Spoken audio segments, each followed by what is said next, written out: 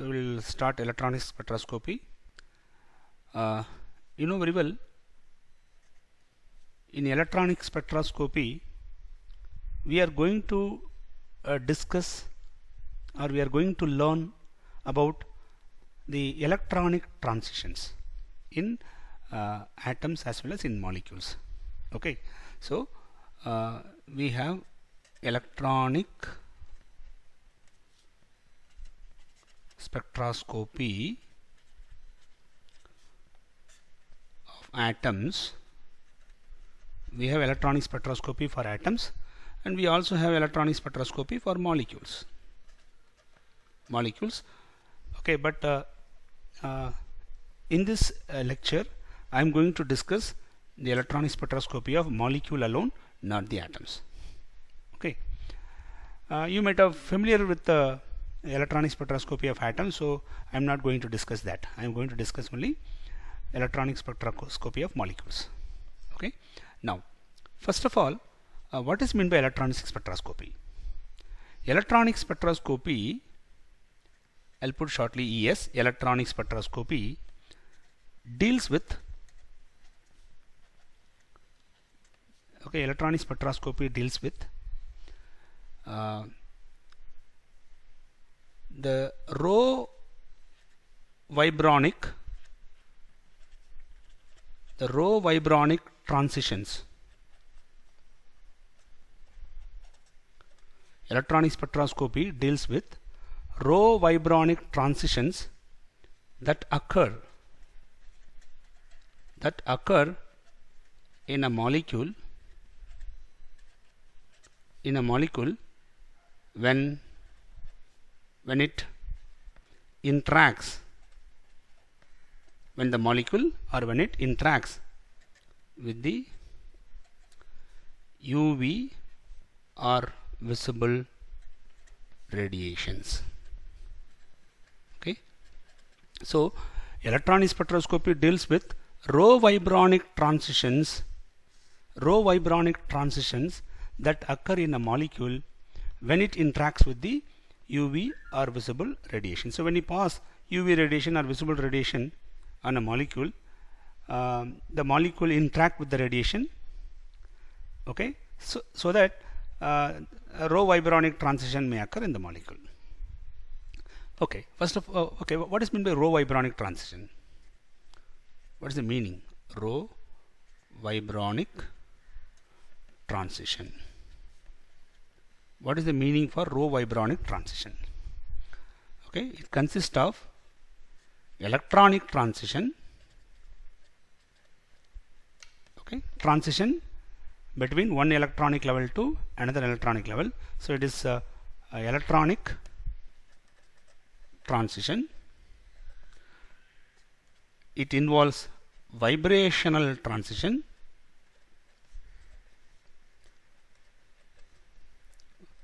Rho vibronic transition involves electronic transition, vibrational transition, as well as rotational transition. Right? If all these three transition occurs together, we call that transition as rho vibronic transition. Okay.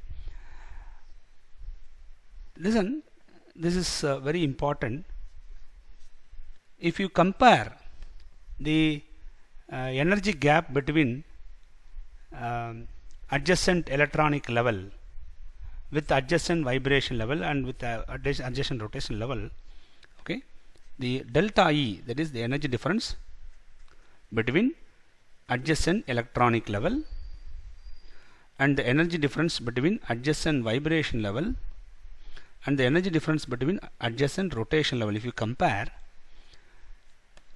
it is roughly, right, the energy difference between adjacent electronic level is roughly 10 power 3 times, okay, the energy difference between adjacent vibration level in a molecule, right?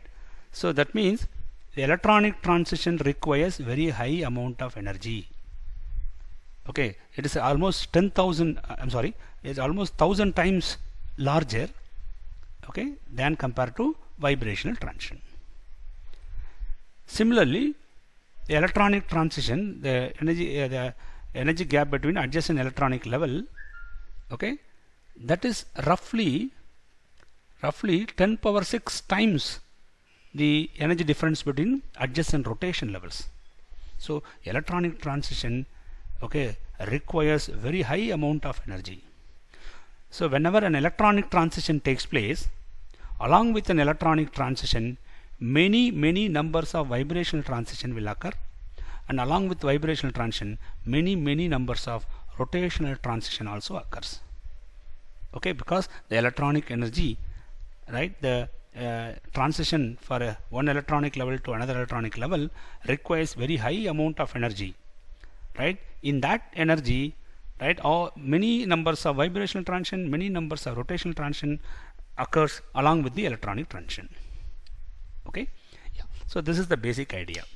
Now, according to Born-Oppenheimer approximation, based on Born-Oppenheimer approximation, right, which tells that the total wave function for the molecule, can be separated into two parts. One is the electronic part of the wave function, and the other one is nuclear part of the wave function. Okay, using that, we can also, based on the Born-Oppenheimer approximation, we can also say that total energy of a molecule,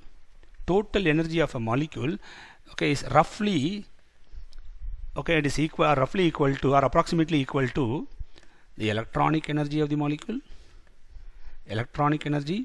plus vibrational energy plus rotational energy of the molecule. Here the assumption is that the electronic energy or the electronic motion and vibrational motion and rotational motion, right? Okay, these energies are independent of each other. They do not interact with one another.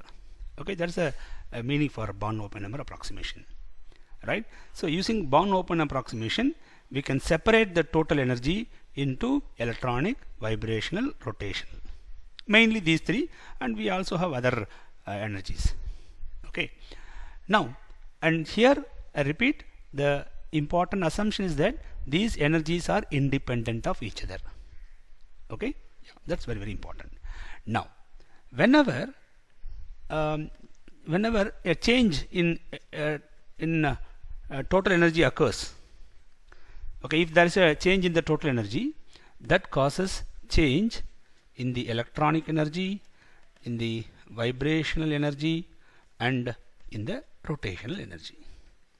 Okay, so the change in rotational energy is actually equal to the sum of the changes in these energies, that is electronic, vibrational as well as rotational, right? See, under microwave spectroscopy as well as under vibrational spectroscopy, we have already discussed about the energy difference in rotational levels and the energy difference in vibration levels and all.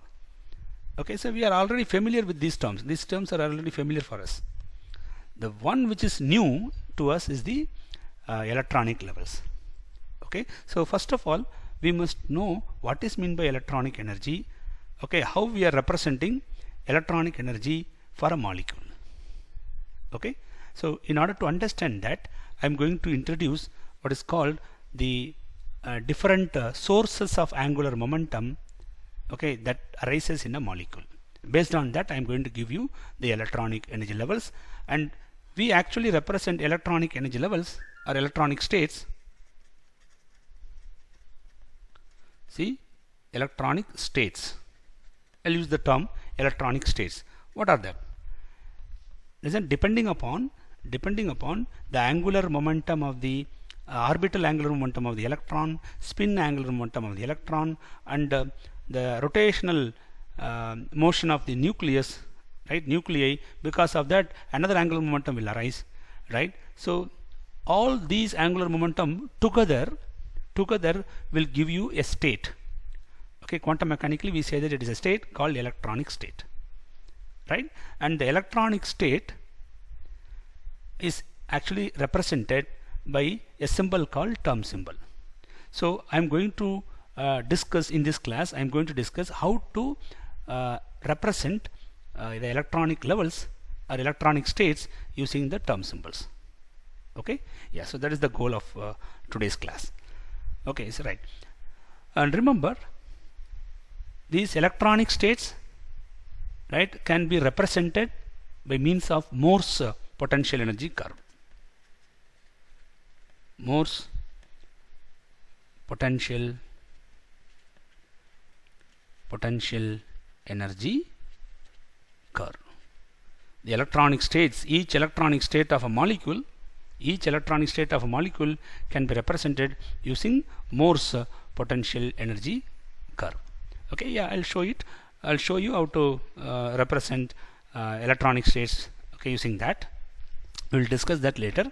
Before that, I will introduce you how to represent the electronic states.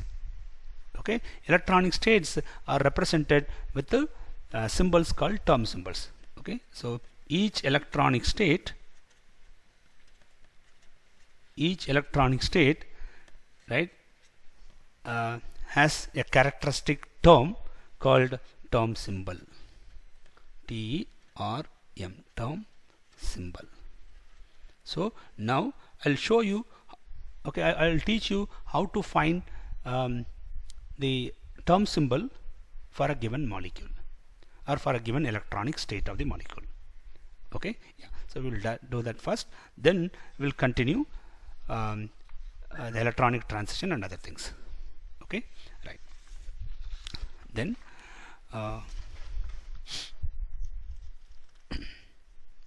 see, as I told you, when in a molecule we not only have electrons and we not only have one nucleus, we actually have many nuclei, right?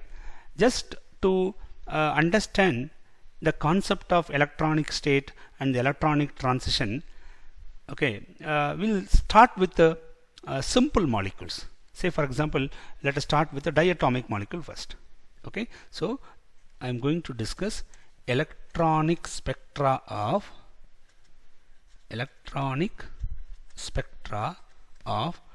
diatomic molecules first. Diatomic molecules. Okay, diatomic molecules are somewhat simple, so we'll discuss this first. Once we complete electronic spectra of diatomic molecule, then we'll try to understand, right, how the electronic spectra of polyatomic molecules will appear, okay, and what are the information that we can get from the electronic spectrum. Okay, so we'll discuss those things once we complete this. Yeah, so for diatomic molecule, each depending upon the electronic arrangement, right, we have different electronic states. Okay, so a diatomic molecule has different electronic states based upon the different electronic arrangements, okay, that occurs or that arises, right, due to some kind of interactions. Okay, let me show you how to find the electronic state and or how to find the term symbol for a particular electronic state. Okay, yeah, so let us consider, so let me take the heading as term symbol. How to find term symbol for a diatomic molecule. Okay, the idea is this. Suppose I'll consider a diatomic molecule AB. I'll consider a diatomic molecule AB. Okay, so now you have two nuclei and we have number of electrons. Okay, now the electrons of the molecule will move around the molecule. Because of that, an orbital angular momentum will arise.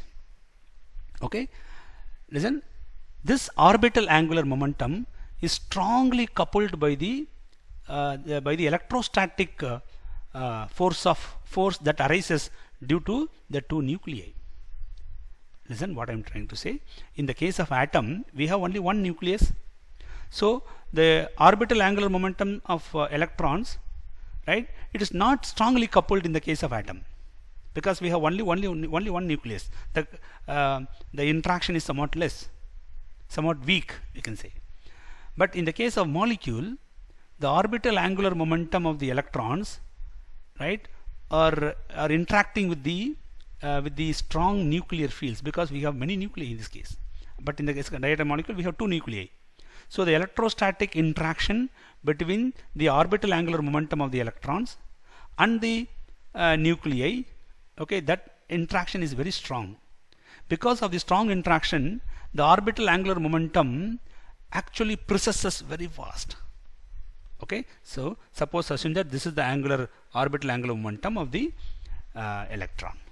Okay, and you know very well, angular momentum is a vectorial quantity. So suppose assume that this is the direction of the vector. Okay, and let me represent this as J. J is the total orbital angular momentum of electrons in a diatomic molecule. Okay, and this total angular momentum, so this is the internuclear axis. This is the internuclear axis. Listen, this total angular momentum, okay, it is not defined perfectly. It is not defined well, right? Total, I'll write here, total orbital angular momentum of electrons, okay, it is not defined. In the case of diatomic molecule, this total orbital angular momentum is not defined. Whereas, so J is not a good quantum number. J is not a good quantum number in this case. It is not a good quantum number because it is not defined perfectly. Whereas the projection of the total orbital angular momentum on the internuclear axis, okay, projection of the total orbital angular momentum on the internuclear axis, this projection, right, let me represent this value or this length as lambda. Okay, this lambda, called the projection of the total orbital angular momentum along the internuclear axis, this is well defined. Okay, so or the component, right, component, projection or component of total orbital angular momentum of electrons on the internuclear axis. On the internuclear axis, okay, that is defined. That is well defined. It is well defined in a diatomic molecule, so that we can say that lambda is a good quantum number. It's a good quantum number. Okay, so keep this in mind. In a diatomic molecule, the total orbital angular momentum, okay, which is actually precessing. Total orbital angular momentum is precessing about the internuclear axis. It is actually precessing. Okay, this precession is very fast due to the interaction between the total orbital angular momentum of the electrons with the nuclear field. Okay, nucleus will give electrostatic attractive field or repulsive field. Okay, because of this field, right, this total orbital angular momentum precesses in a very fast manner, so it is very difficult to define, or we can say it is not defined, okay, clearly. So total orbital angular momentum is not defined clearly, right? Therefore we can say that the total orbital angular momentum quantum number, it is not a good quantum number in this case. Okay, it is useless for us, right? That quantum number, okay, nothing to give or nothing to serve anything to us. Okay, so I am not going to consider that. Whereas the component of total orbital angular momentum, okay, the component of this angular momentum along the internuclear axis, okay, this length, that is actually a quantum number called lambda. Okay, that lambda is a good quantum number because it is defined perfectly for a diatomic molecule. Similarly, I'll take the spin angular momentum. Okay, so spin angular momentum of electron, each electron has spin, therefore the spin angular momentum of electron, let me represent that here. The spin angular momentum of electron, let me represent this as S. spin angular momentum is not interacting with the nuclear field. Okay, spin angular momentum of electron is not interacting with the nuclear field, so it is well defined. S is a good quantum number here, and the projection of or the component of the spin angular momentum along the internuclear axis, which I am going to represent as sigma. This sigma is not a term symbol, so don't confuse with that. Sigma is the component of spin angular momentum along the internuclear axis. Okay, and this is also processing, spin angular momentum also processing about the internuclear axis, right? So here the point you have to keep in mind is that, so here total spin angular momentum of electrons, okay, it is well defined. It's a well defined quantity, it's a well defined one. Therefore the quantum number S, spin quantum number, total spin quantum number, is a good quantum number. It's a good quantum number, and the projection of the spin angular momentum along internuclear axis, that is also a good quantum number. That is also a good quantum number. Okay, so keep this in mind. Lambda, S and sigma, these three are good quantum numbers. Okay, in the case of atoms, you know very well, if total orbital angular momentum is 0, right, we will give the symbol as S in the case of atoms. If total orbital angular momentum is 1, we will give the symbol as P. If the total orbital angular momentum is 2, we will give the symbol as D.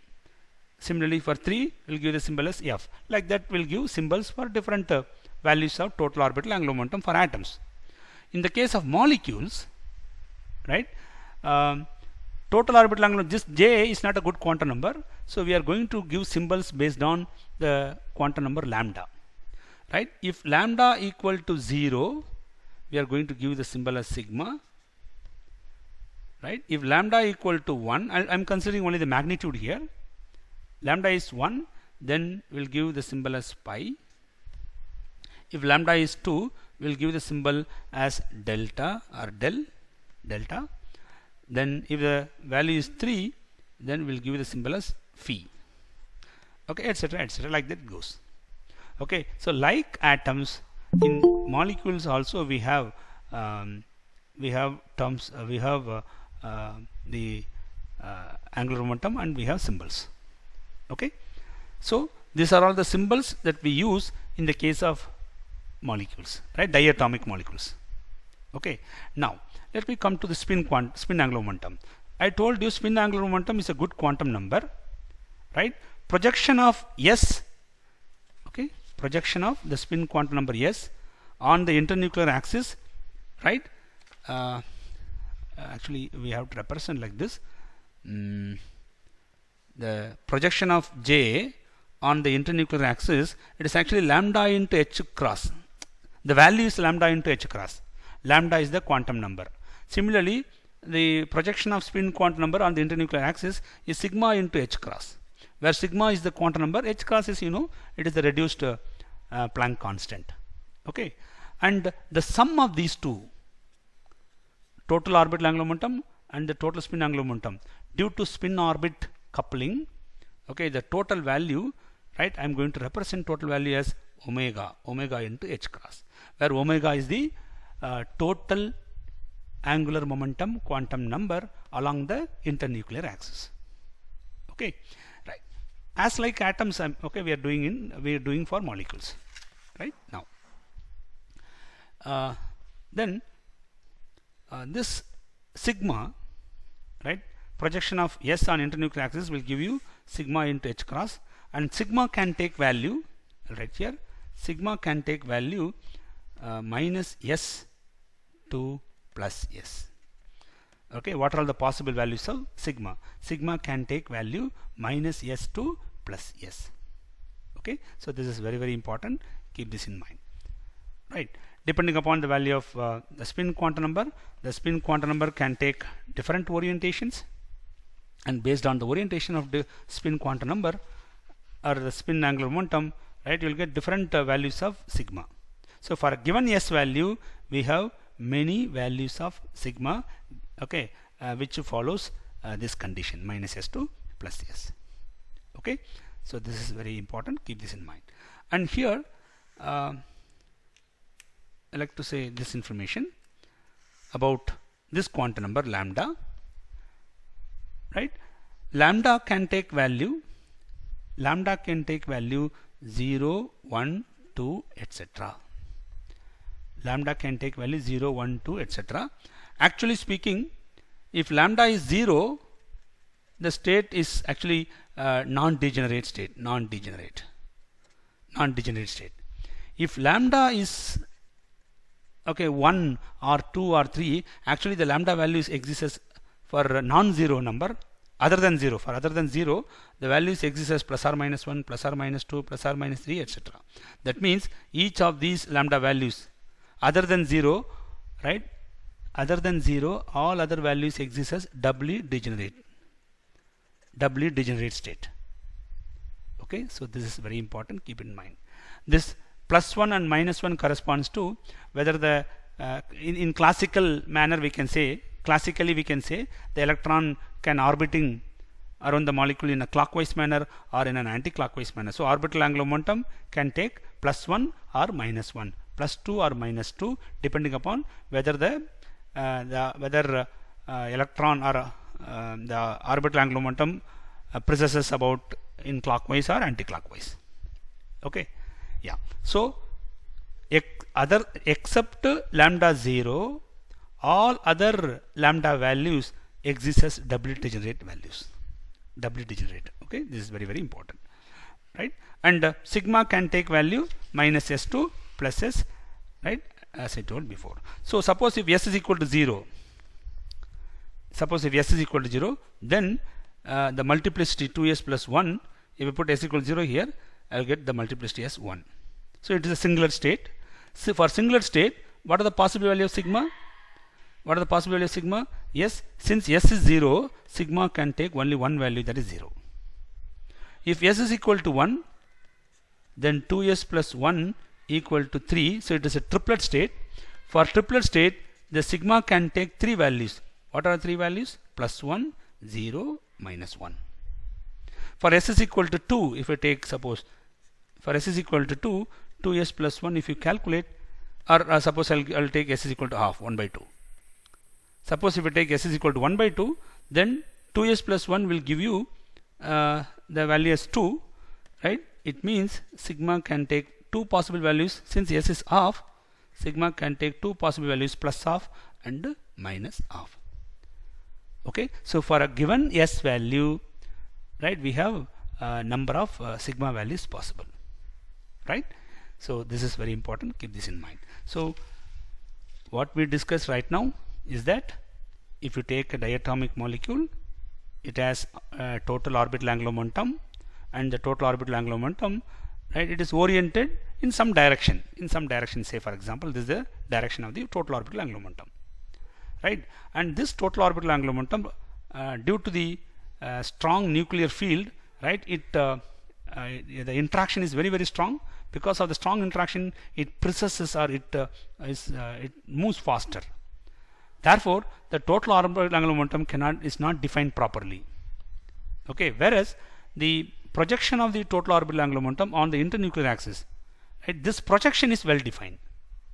Therefore, J is not a good quantum number, whereas lambda is a good quantum number for orbital angular momentum. Similarly, if you go to spin of each electron coupled together and gives you total spin angular momentum. The total spin angular momentum, okay, spin angular momentum does not interact with the nuclear field. It is not interacting with the nuclear field. Therefore, spin angular momentum, right, this angular momentum precesses in somewhat compared to this, it is somewhat slow. Therefore, we can say that S is well defined. Yes, since S is well defined, it is a good quantum number. And the projection of S on the internuclear axis, it is called sigma. That sigma quantum number is also well defined. Therefore, in this three quantum numbers lambda, S and sigma, all these three are well defined. And here I'll give one more information, that there is a spin orbit coupling. Okay, spin orbit coupling is not very strong, but it is somewhat moderate. Okay, we have moderate spin orbit coupling occurs. Moderate spin orbit coupling. Because of this spin orbit coupling, you'll get a total angular momentum along the internuclear axis, which is represented as omega. So omega is the quantum number for total angular momentum. Okay, this total angular momentum arises because of spin orbit coupling. Right. Listen, this case is what we call as Hund's case A. Actually, Hund he outlined 5 cases: case A, case B, Hund case A, Hund's case B, Hund's case C, Hund's case D, Hund's case E. Right? 5 cases are there, but this case, that is case A, Hund's case A, it is actually more common. It is more common for diatomic molecule. It is a common for diatomic molecule. So we are going to consider only Hund's case A here. I am not going to discuss Hund's case B, C, D, E and all. Okay. Other cases are available in books as well as in Google. Right. So if you do Google search, you will get a lot of information on that. Okay. But we are not interested on that, because most of the diatomic molecules, right, comes under Hund's case B. What is Hund's case B? Very simple. Total orbital angular momentum is strongly coupled with the nuclear field. Spin angular momentum is not coupled, and there is a spin orbit coupling, moderate coupling. Okay, this is what we call as Hund's case A. Right, Hund's case A. In Hund's case B, the spin orbit coupling may be very, very strong. Right, in Hund's case B, or in Hund's case C, there won't be any spin orbit coupling at all. Right, like that we have many cases, but this is the most common for diatomic molecules. That's why I am going to consider only Hund's case A here. Okay, yeah. So we have discussed the quantum number lambda. If lambda is 0, what does it indicate? Lambda 0 means there is no angular momentum. There is no orbital angular momentum. Okay, there is no orbital angular momentum when lambda is 0. When lambda is 1, 2, 3, 4, etc., we will get orbital angular momentum. The orbital angular momentum is a vector, and that vector precesses about the internuclear axis. It may precess in clockwise direction or anti-clockwise direction. Okay, about the because of the nuclear field, right? So if it rotates in clockwise, will give +1. If it rotates in anti-clockwise, will give -1. Listen, this rotation in clockwise, rotation in anti-clockwise, these are all classical terms. Based on classical argument, I am giving this information, right? Okay. Quantum mechanically, right, this clockwise spinning, anti-clockwise spinning are nothing actually, right? Based on classical argument, we can understand this in this way. Okay, now, so total spin angular momentum, right, is well defined, which is the quantum number is represented as S, and it has the component of total spin angular momentum along the internuclear axis is represented as sigma. Okay, sigma is a good quantum number, and depending upon the value of lambda, this is all magnitude of lambda. Depending upon the magnitude of lambda, we have different symbols for the states. Okay, if lambda is 0, we represent the state as sigma state. If lambda is 1, we represent the state as pi state, then delta state, then phi state, etc., etc. Okay, and for a given value of S, there are possible sigma values. The sigma value goes from -S to +S. Don't confuse with this sigma and this sigma. They are not one and the same. This sigma is for state. It represents state, whereas this sigma represents the component of spin angular momentum along the internuclear axis. Okay, it is a quantum number actually, right? It is a quantum number, whereas this is a symbol for a particular state. Okay, now let me go to the next one, that is how to find the how to find the orbital angular momentum and all. Okay, yeah, before begin with let me show you how to find the Thom symbol based on the Hund's case A. Okay, so based on Hund's case A, I am going to define, or I am going to represent the electronic states of diatomic molecule using Thom symbols. Okay, yeah, so let us consider the simple molecule, that is hydrogen molecule, H2, hydrogen molecule. Okay, before begin with, let me give this information. The electrons in sigma bonding molecular orbital, you know very well, in molecule we have bonding molecular orbitals and anti-bonding molecular orbitals. Okay, so we have molecular orbitals, right? What are the molecular orbitals we have? Usually we have sigma, sigma star, pi, pi star, then delta, delta star, right, etc., etc. We have number of molecular orbitals. Okay, suppose if an electron is present in sigma bonding molecular orbital, then the angular momentum of that electron, lambda, small lambda, represent angular momentum of one electron. If electron is present in sigma orbital, then the angular momentum of the electron is 0. Why it is 0? Because we know sigma orbital exists, the electron cloud or sigma orbital is cylindrically symmetrical about internuclear axis. It is cylindrically symmetrical about internuclear axis. Therefore, the orbital angular momentum of the electron, right, in diatomic molecule, or the component of the orbital angular momentum along the internuclear axis is 0, because it is cylindrically symmetrical about internuclear axis. Okay, so similarly here also, sigma, sigma star, both are cylindrically symmetrical. Therefore, angular momentum of electron along the internuclear axis is 0. Okay, for an electron. Whereas for pi and pi star, the value is +1, right? And for delta and delta star, the value is +2. Like that it goes. Okay, I am giving you only the magnitude here.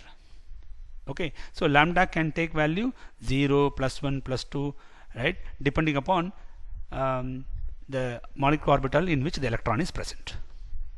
Okay, now let us consider hydrogen molecule. In the ground state, okay, ground state electronic configuration, we write the ground state configuration for hydrogen molecule. This is, we know it's a well known one, that is sigma 1s 2.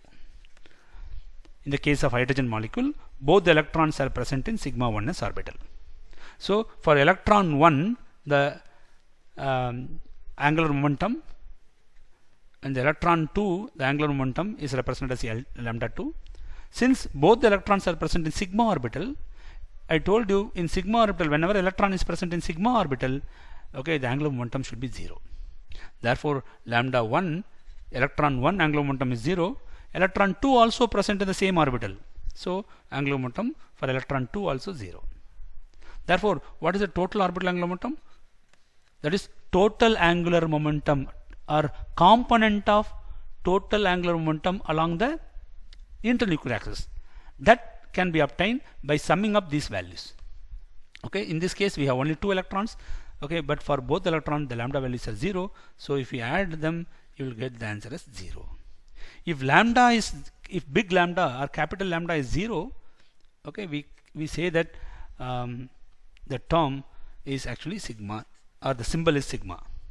So for hydrogen molecule, the ground state, right, based on this configuration, okay, for the given configuration, the state is sigma state, right, and both the electrons are paired here.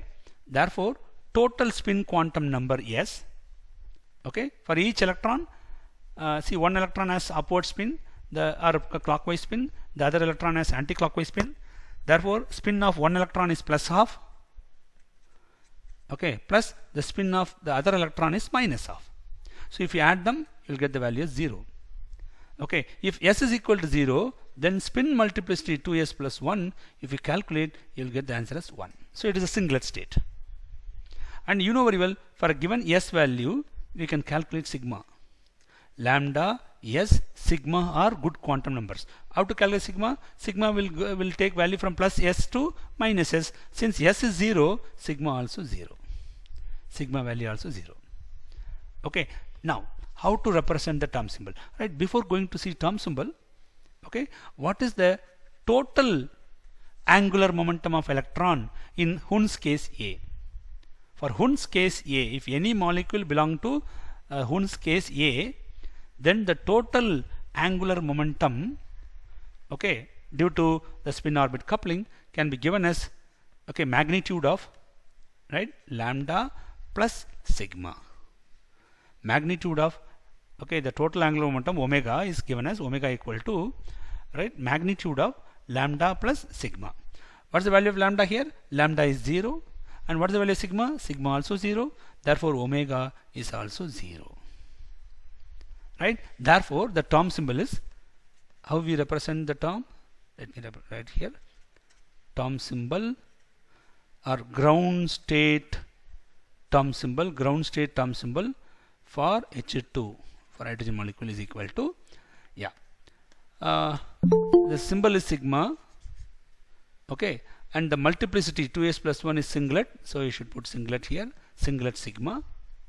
Okay, then lambda value is 0, so you can put 0 here. Okay, you can put 0. And in the case of diatomic molecule, right, we have to represent the terms with some symmetry operations. Some symmetry operations or some symmetry of the orbitals supposed to be represented in the symbol. What is that? Listen, for homodiatomic molecule, you know very well,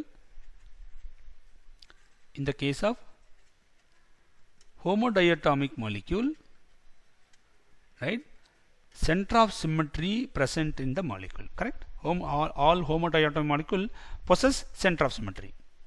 Since it possesses center of symmetry, right, if you do reflection, if you do inversion, okay, the orbitals may give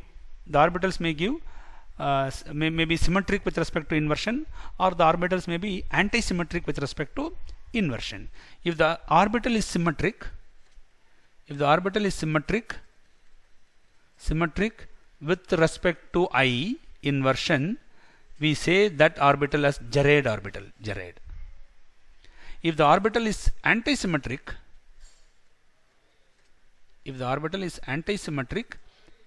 with respect to I, then we say that orbital has ungerade symmetry.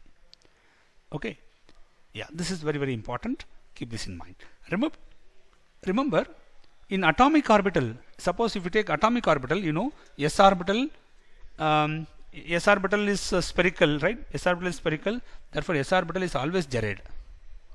But in the case of p orbital, right, in p orbital, you know very well, one lobe has positive sign, the other lobe has negative sign. So if you do inversion, what will happen? Sign will change. Therefore, p orbital is usually has ungerade symmetry. If you take d orbital has Gerard symmetry. F orbital has ungerade symmetry. This is atomic orbitals. As far as atomic orbital is concerned, okay, these are all the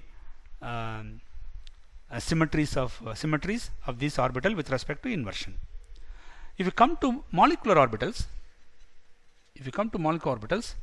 then sigma molecular orbital is symmetric with respect to I. It is symmetric with respect to I. Right? If it is symmetric, we say that Gerard.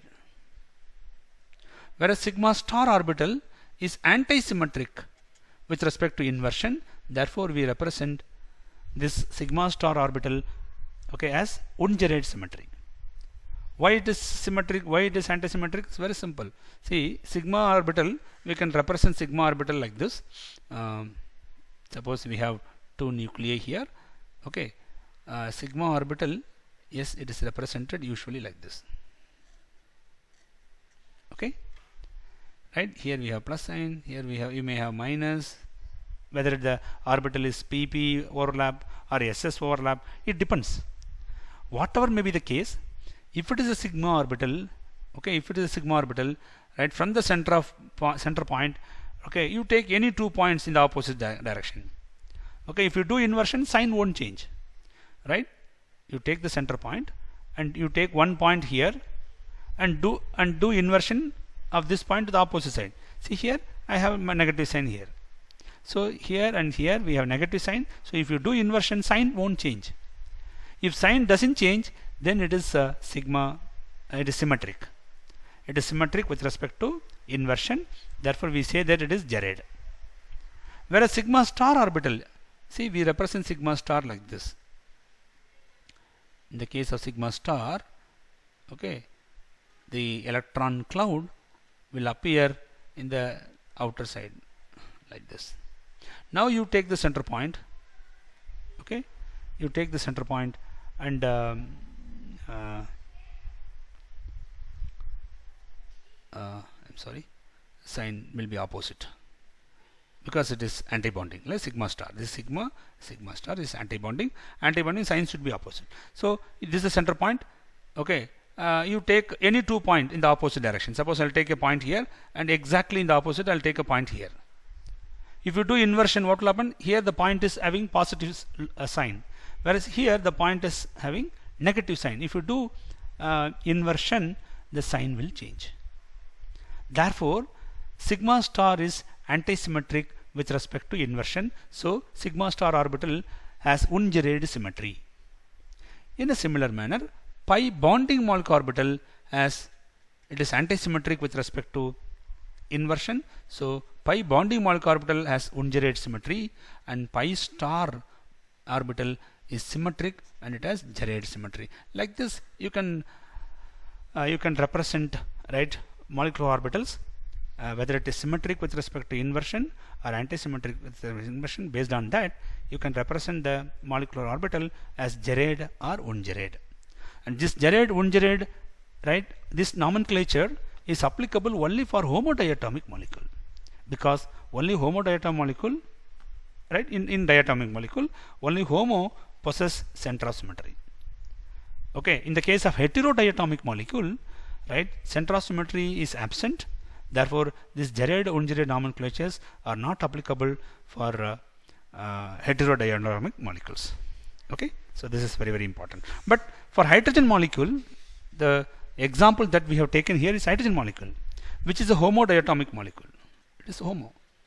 Since it is a homodiatomic molecule, we should represent the orbitals with the gerade and ungerade symmetry, so that the final term symbol must also be represented with the symmetries. Okay, what to do? How to do that? Yeah, listen. Here both the electrons, electron 1 and electron 2, both are present in sigma bonding molecule orbital. I have told you that if electron is present in sigma orbital is symmetric with respect to inversion, so it is gerade. So electron 1 has gerade symmetry, electron 2 also has gerade symmetry, because both electrons are present in same orbital. So for both the electrons, since both electrons are present in same orbital, okay, so for electron 1 the symmetry is gerade, electron 2 also the symmetry is gerade. So gerade into gerade, you know very well, gerade into gerade is gerade. Whereas opposite parity, ungerade into okay, same parity, ungerade is gerade. Whereas opposite parity, say if you take gerade and ungerade, that is ungerade. Okay, so in this case, both the electrons are present in sigma 1s molecule orbital or sigma bonding molecule orbital.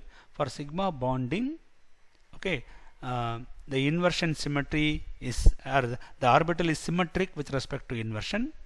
Therefore, you must give gerade symbol, okay, for both the electrons. Therefore, for electron 1 it is gerade, for electron 2 also gerade. Gerade into gerade is gerade. So overall symmetry of the molecule in the ground state is G. Therefore, that should be represented here. So what normally people will do is that instead of this omega, they'll put this gerade symmetry. Okay, if gerade symmetry is absent, if gerade ungerade is absent, then you can represent the omega symbol here. Okay, so omega is not necessary for homodiatomic molecules. Okay, you need not put that. but that omega is very important whenever you keep the system in a magnetic field. Okay, that we'll discuss later as we go along. Okay, now, so singlet sigma Gerard is the term symbol, but we have one more symmetry here. This is inversion symmetry. The orbital has one more symmetry called reflection symmetry. Okay, so let me introduce that. What is meant by reflection symmetry here? Listen, based on inversion symmetry, okay, based on inversion, we classified the molecular orbitals into either Gerard or ungerard. Okay, in a similar manner, if you keep a mirror plane passing through internuclear axis or the bond axis, okay, place a mirror plane, imaginary, okay, place an imaginary mirror plane, right, along the bond axis, along the internuclear axis, right, and carry out and do reflection. Okay, listen, under reflection, if an orbital is symmetric, okay, and reflection, if a orbital is symmetric with respect to reflection, right, then we call that orbital, okay, under reflection, if a molecular orbital is symmetric with respect to inversion, with respect to reflection. If a molecular orbital is symmetric with respect to reflection, we represent that molecular orbital with a symbol plus. Similarly, if a molecular orbital is antisymmetric with respect to reflection, we represent that molecular orbital with a symbol minus. Okay, so Gerard ungerard symmetry are represented for inversion in the term symbols. Okay, whereas plus and minus symbols are given for the terms due to the reflection symmetry. Okay, so in the case of hydrogen molecule, the electronic configuration is sigma 1s2. So both electrons are present in sigma bonding molecular orbital. Okay, therefore if you do reflection, I told you in the beginning, sigma orbitals, sigma as well as sigma star, both are cylindrically symmetrical about the internuclear axis. They are having cylindrical symmetry. They are cylindrically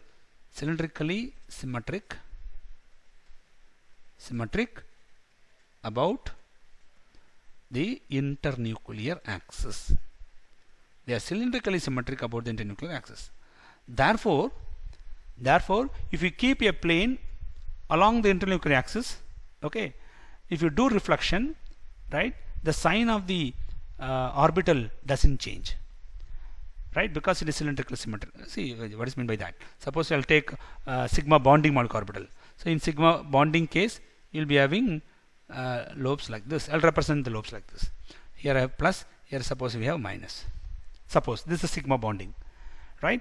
If I keep a plane along the bond axis, right? If I keep a plane along the bond axis, if I do reflection, listen, because of reflection, the sign of the orbital side of the lobes never change, because it is cylindrically symmetrical about the internuclear axis. Therefore, sign doesn't change. So, what does it indicate? It indicates that sigma as well as sigma star, both these molecular orbitals, they are symmetric with respect to reflection about internuclear axis. Okay, I'll write here sigma and sigma star. Alright, both these orbitals are symmetric with respect to internuclear axis. Both are symmetric with respect to internuclear axis. Therefore, for both these orbitals, right, we give the sign as plus. So for electron 1, the sign is plus. for electron 2 also plus into plus will give you the overall symmetry as plus. Okay, for both electron, since both electrons are present in sigma bonding molecular orbital, sigma bonding, for sigma bonding, the sigma bonding molecular orbital is symmetric with respect to reflection. I'm sorry, it is symmetric with respect to reflection about internuclear axis. Since it is symmetric, okay, for both the electron we should give plus symbol. So plus, if you multiply these two, you will get the total as plus. Therefore, okay, the term symbol for hydrogen molecule, the ground state term symbol, right, is this, that is singlet, sigma, gerade, and in the superscript, in the right hand side superscript, will represent the sigma state with the symbol plus or minus. So in this case it is plus. Okay, yeah, this is the term symbol, ground state term symbol for hydrogen molecule. Okay, right, so this is the ground state term symbol for hydrogen molecule. We usually represent the ground state term symbol, okay, see in the molecular orbital diagram, or in the Morse picture, right, or in the representation of electronic state, right, on a paper, we always represent the ground state term symbol, okay, with a prefix x, okay, singlet sigma g plus, will represent like this. Whenever x is present before a term, it represents the ground state. Okay, so ground state always represented with the prefix x, then only you have to put the term. Okay, this is the usual conventional method of representing the ground state. Okay, yeah, so keep this in mind. This is very, very, very important and very easy also. Suppose if we take an excited state of hydrogen molecule, suppose I'll consider an excited state of hydrogen molecule. What is meant by that? Suppose assume that one electron is transferred, or one electron is excited to sigma star antibonding. Therefore now sigma 1s orbital has one electron, sigma star 1s has one electron. So one electron is excited to the sigma star orbital. Now what is the term symbol for this? Okay, this is an excited state. How to represent this excited state? Okay, yeah, see, it's very simple. See, for electron 1 is present in sigma orbital. For sigma orbital, okay, angular momentum is 0, you know very well. For sigma molecular orbital, if electron is present in sigma molecular orbital, angular momentum should be 0. Similarly, this electron is present in sigma star. Whether it is sigma or sigma star, in both case the angular momentum is 0. Therefore, lambda 1 plus lambda 2, if you add them, you will get capital lambda or big lambda. Big lambda is also 0. If big lambda is 0, then the state is represented by the symbol sigma. And now, what is the spin? Okay, so here we have half, here we have half plus half, s is equal to 1. S is equal to 1 is a triplet state actually, 2s plus 1. Okay, you will get a triplet state. This is one possibility actually, this is one possibility. So you will get a triplet state, right? And for this we have possible sigma values. What are the possible sigma values? Plus 1, 0 and minus 1. Okay, and we are not going to find the omega and all, which is very important when you come to transition. Okay, that we'll discuss later. Right now I'll take only the multiplicity. Okay, now if this is the multiplicity, what should be the term symbol? The term symbol is this triplet sigma. Now for electron 1 is present in sigma bonding molecular orbital, which is gerade. Electron 2 is present in sigma star antibonding. For antibonding, the molecular orbital is ungerade. And you know very well, gerade into ungerade is ungerade. Okay, then what about reflection symmetry? For sigma bonding molecular orbital, reflection symmetry is plus 1. For sigma star antibonding also it is plus 1, because both these molecular orbitals are cylindrically symmetric about the internuclear axis. Therefore, if you carry out reflection along bond axis, okay, the sign of the lobes doesn't change, right? Sign of the lobe doesn't change. Therefore both these molecular orbitals are symmetric with respect to reflection about the internuclear axis. That means if electron 1 takes plus symbol for symmetry, reflection symmetry, electron 2 also has same plus symbol. So plus into plus is plus. Plus into plus is plus. So this is the term symbol for this excited state. For this excited state. Okay. Yeah. Listen. The ground state is a singlet state. The ground state is singlet state. So if it is a ground state, I told you should put an X in front of the term symbol. Okay. But this excited state, it is actually a triplet state. Okay. Before this, we'll put as a small alphabet, that is A. A. Okay. Before this term symbol, we normally put the symbol A. Why we put small a? Because it has different multiplicity. This is singlet, whereas this is a triplet. We'll put small alphabet letter A, then next one B, next one C, like that. If the states have different multiplicity, we represent the state with a prefix of small alphabets. Okay. Whereas if the excited state has same multiplicity, suppose in this case we have another possibility. If electron 1 is upward clockwise and the electron 1 is downward, suppose, okay, if you have electron 1 has clockwise spin and electron 2 has anti-clockwise spin, what will happen? Plus of and minus of become 0, s equal to 0. If s is 0, then multiplicity become 1. If multiplicity is 1, then we can say that it is singlet sigma 1 gerad plus. Okay, this is another possible excited state. This is one excited state, triplet excited state, whereas this is singlet excited state. Okay, listen. Suppose if this is the ground electronic state, we represent the ground electronic state with the symbol X in front. Okay, then if you have any state, the next higher state, okay, if the next higher state, if it has same multiplicity, then you should represent this state with the in front of this you should put capital A, right, for the state which is having next immediate higher energy having same same multiplicity. See what I am trying to say? The ground state is singlet. If any excited state, the next excited state, suppose if it has singlet, then we must put a capital A in front of the term. That capital A, capital B, capital C symbols indicates that those states they have same multiplicity with respect to the ground state.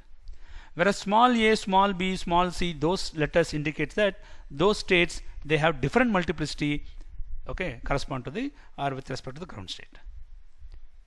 Okay, so this is the information you should keep in mind.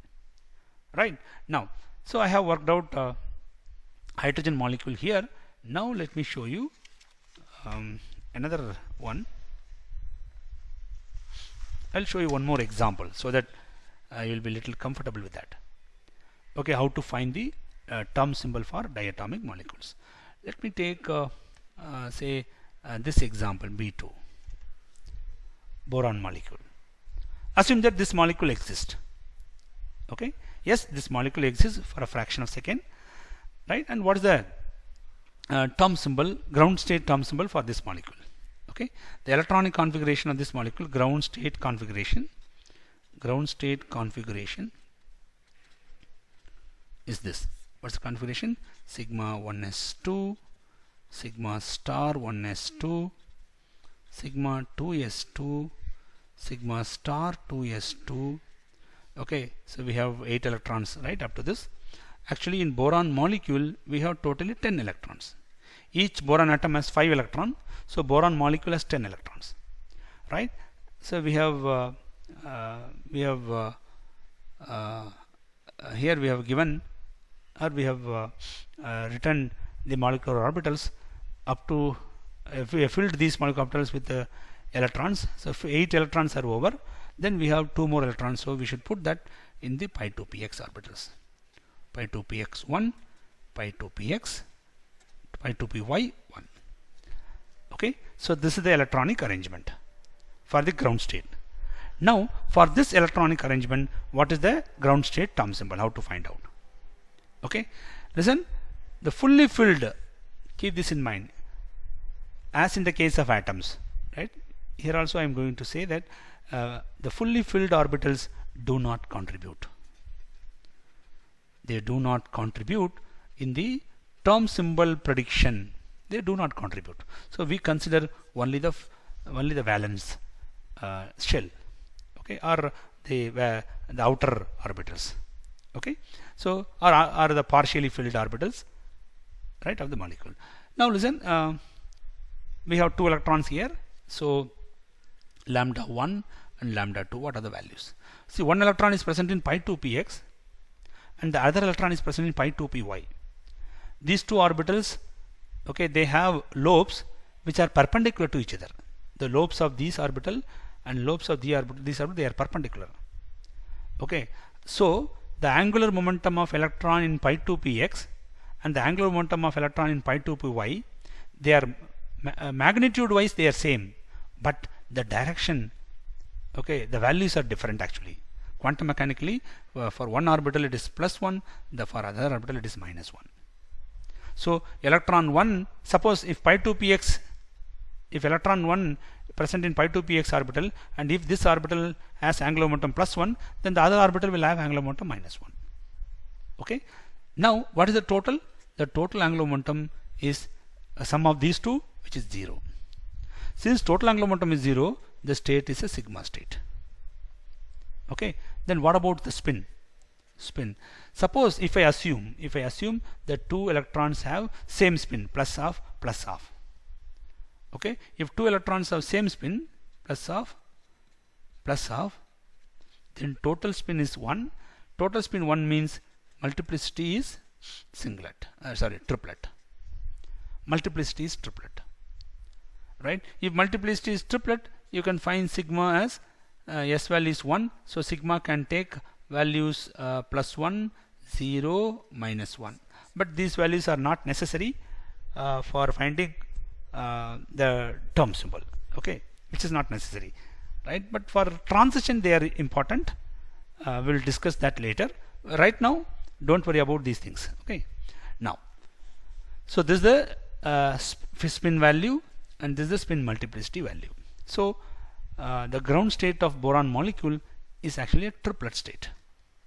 Okay, now the next case is we need to find out the symmetry. Okay, first we'll do inversion symmetry. As I told you before, for pi bonding molecular orbital, if electron is present in pi bonding molecular orbital is symmetric, it is anti-symmetric with respect to inversion. Therefore it is ungerade. So electron 1 is ungerade, electron 2 also present in pi bonding molecular orbital, so that is also ungerade. So both these orbitals are ungerade orbital. Therefore ungerade into ungerade, as you all know, ungerade into ungerade is gerade.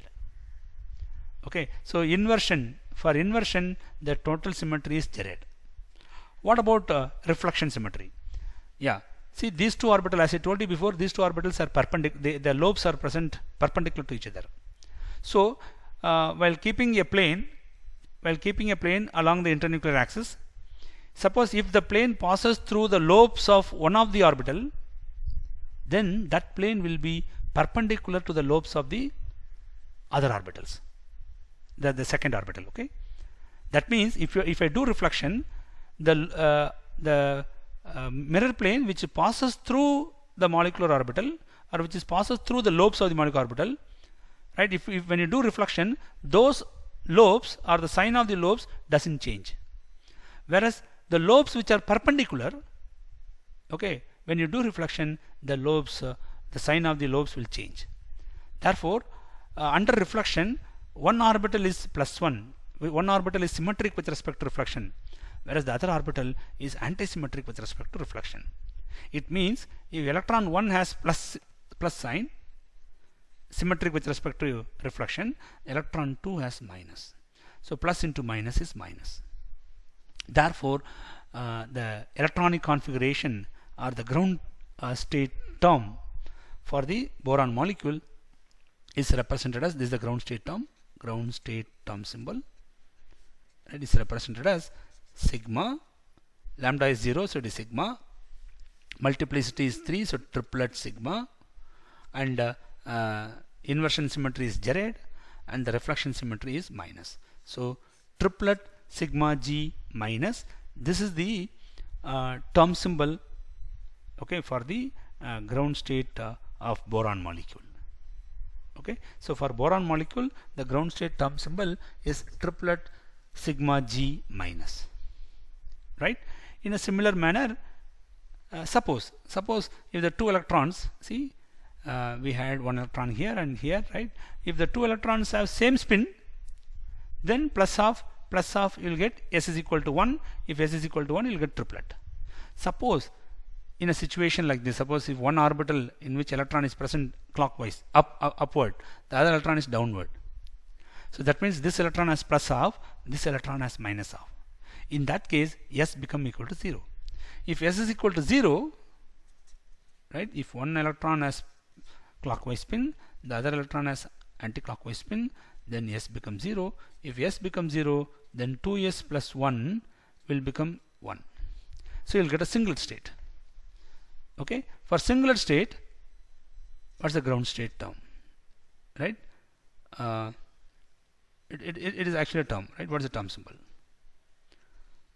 I'm not going to say that it is a ground state term. It is a term, right? It's a term symbol. What is the term symbol for this configuration? That is, one electron have upward spin, the other electron have downward spin. Okay, so it is actually singlet. Multiplicity is 1, singlet. Symbol lambda value, yeah, lambda value doesn't change, right? Because one electron is present in pi 2px, the other electron is present in pi 2p only. So lambda doesn't change. Therefore, symbol is sigma. So singlet sigma. Okay, and what is the inversion symmetry? Yes, for this orbital it is both are pi bonding. So this is 1 Jared, this is also 1 Jared. 1 Jared is Jared. Right? What about the sign? Yes, one is plus, the other one is minus. Therefore, it is minus. Now it is singlet sigma g minus. This is another symbol term possible for this configuration. Okay, so keep this in mind. For a given configuration, actually many microstates are possible. You may be knowing about that. Many microstates are possible. For some set of microstate belongs to this term. The other set of microstates belong to this term. Okay, like this, different set of microstates belongs to different terms for a given electronic configuration, right? And this is the ground state term, because according to Hund's rule and the Pauli exclusion principle, if you apply all these rules, right, you can say that the triplet state in general, according to Hund's rule, triplet state is the most stable state. Therefore, triplet sigma g minus is the ground state, right? And singular sigma g minus is a possible excited state. Since it is a ground state, you can represent with a prefix x in front of the term symbol. Okay, so this is how we must find out the term symbols for the different electronic states. Okay, yeah. So this is how you should find the term symbol for each electronic state. Now let me represent the electronic state of a diatomic molecule on paper. How to do that? Listen, I plot potential energy, okay, in the y-axis, potential energy, molecular potential energy in y-axis, and internuclear distance along the x-axis. Okay, and we represent each electronic state, okay, using Morse curve. Okay, using Morse curve we represent. Right. Listen, usually the electronic states will appear like this. Usually the electronic states will appear like this. Okay, and you'll be having a minimum, and it goes like this. So that means after certain, right, if you go to some higher level, the molecule will dissociate. After this there is no level, right? Here the molecule will dissociate. Above this the molecule will dissociate, right? Listen, in Moore's curve, if there is a minimum, we say that it is stable electronic state. Since suppose if it is a ground electronic state, it is stable ground electronic state. Stable ground electronic state. And this electronic state must belong to a particular term. Okay, so say for example, for this electronic state, if the term is say triplet sigma g minus, so you should put triplet sigma g minus here. In front you should put an X symbol. That X represent ground state. Okay, suppose I'll take another excited electronic state and an excited electronic state like this. I'll take an excited electronic state. Suppose if the excited state has same multiplicity, suppose, then we should represent that with the prefix a in front. Then triplet, some state we don't know what is that. Okay, suppose let us assume that the symbol is this. I don't know what's the exact symbol. Suppose we'll assume like this. Okay, say triplet pi Gerard. Okay, right? If the excited state has same multiplicity, then you should put the capital A and capital B, capital C to represent the excited states. If the excited state has different multiplicity, you must put small a, small b, small c in front of the term symbol. Okay, so now listen, this curve has a minimum, so we say that it is stable ground electronic state. Now see, this is an excited electronic state which also has a minimum. Therefore we cannot say that it is stable excited electronic state. This is stable ground electronic state. This is also stable, but if you compare the stability of this and this, okay, the stability of the ground state is very high, right? Okay, but by comparing with the ground electronic state, we say that this state, right, it is actually less stable compared to ground state. It is less stable, but compared to the other excited state, this state is somewhat stable. Okay, so we actually say in this manner, whenever there is a minimum, okay, it represents it's a stable electronic state. Okay, but if you compare that stability with respect to the ground state, that stability is very low. Okay, so you need not get any confusion in that. Okay, so the stable, if I write stable, it doesn't mean that it is highly stable compared to the ground electronic state. No, it's not like that, right? This state is stable compared to the other excited electronic state which are available for or which are possible for the given molecule. Okay, suppose if I have a state like this, there is no minimum in this case. See, there is no minimum. We say that it is an unstable excited state. He says it is unstable excited state. So stable electronic states has minimum, whereas unstable electronic states, they do not have any minimum. Okay, so this is another important point you should keep in mind. Okay, yeah, I stop here. We'll continue this in the next class. Okay, yeah, 1 second.